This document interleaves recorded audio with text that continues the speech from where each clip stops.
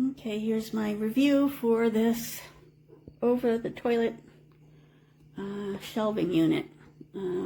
It does take 15-20 minutes to put together.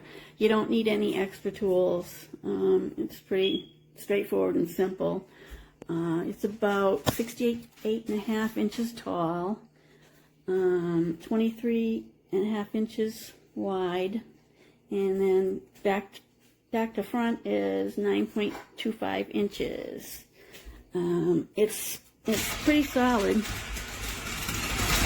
You'll probably have to, there's stabilizers on the bottom here. You'll probably have to take them off or not put them on until you get it situated over the toilet, depending on how your bathroom is.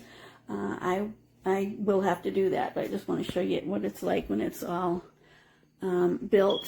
And it comes with this thing. This thing is not mentioned in the directions at all.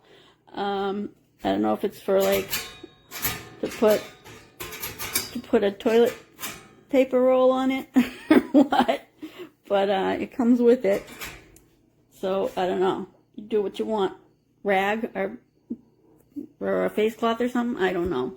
But it's cute and it's good quality. And I like it. I give it 5 stars.